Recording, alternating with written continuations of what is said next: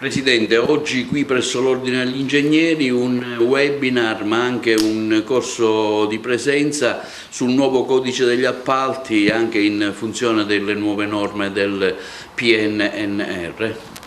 Sì, esattamente, oggi è un altro importante incontro, il secondo sul tema del codice degli appalti, questa norma che sta per essere varata a giorni, dovrebbe entrare il 1° aprile in vigore anche secondo gli obiettivi e dettami del PNRR, il governo sta facendo tutto di corsa, gli ordini degli ingegneri a livello nazionale partecipano ai tavoli di confronto sulle criticità che sono emerse, ma gli ordini territoriali decidono di informare i propri iscritti sulle principali novità. E quale migliore partner per farlo del Sole 24 Ore, con cui abbiamo stretto una collaborazione? Sarà presente un esperto del Sole 24 Ore, l'avvocato Sara Moretti, poi sarà presente Sandro Catta, che è il nostro consigliere nazionale delegato dal Consiglio Nazionale degli Ingegneri, che partecipa ai tavoli di confronto per conto delle categorie professionali e che ha fatto emergere una serie di criticità per quanto riguarda per esempio l'appalto integrato, il subappalto dei servizi di ingegneria, quello dei lavori,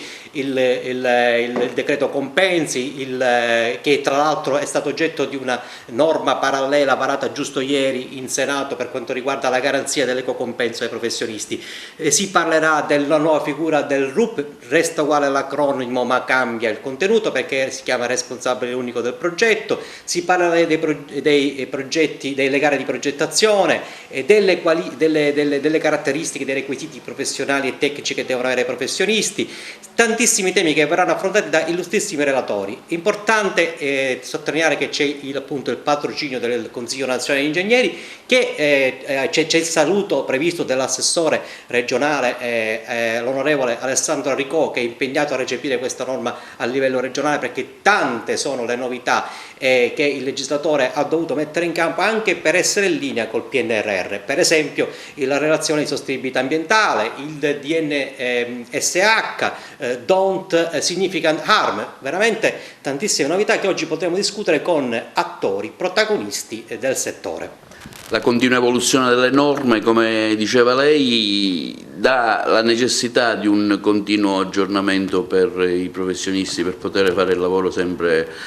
in aggiornamento con le norme. Assolutamente sì, e noi siamo pronti già da tempo. Pensiamo che già nel luglio scorso abbiamo coinvolto sia le amministrazioni locali che i professionisti sul tema della digitalizzazione, che è uno dei fattori portanti di questo codice degli appalti, la transizione al BIM. Noi abbiamo avvisato le amministrazioni pubbliche e gli enti locali che bisogna essere preparati, perché già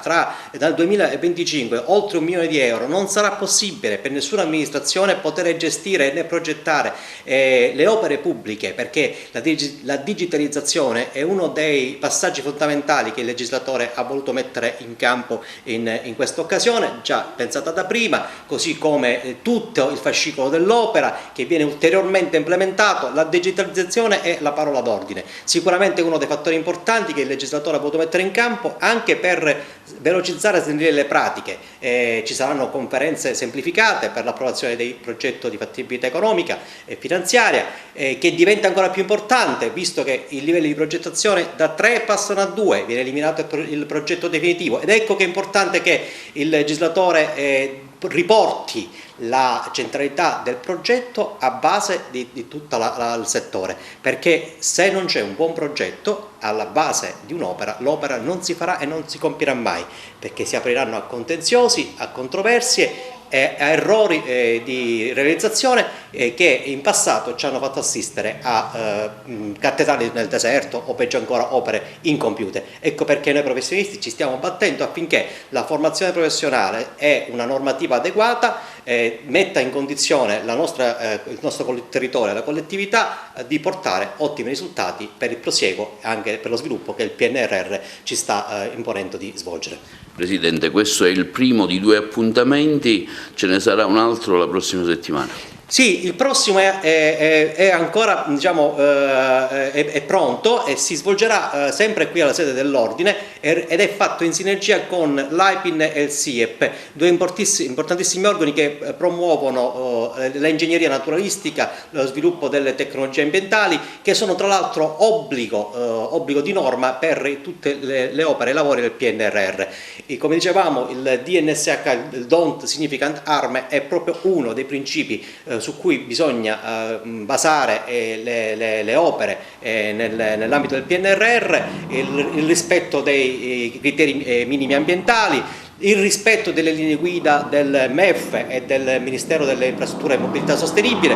Sono tutti argomenti che verranno trattati ad una tavola rotonda qui all'Ordine del Gigento con tutti i presidenti degli ordini professionali della rete professionale tecnica, con il sindaco, con l'amministrazione di Favara, con l'Università di Palermo, con tantissimi veramente soggetti e stakeholder che sono parte attiva nell'attività che deve portare il nostro territorio a questo colpo di reni a favore dello sviluppo.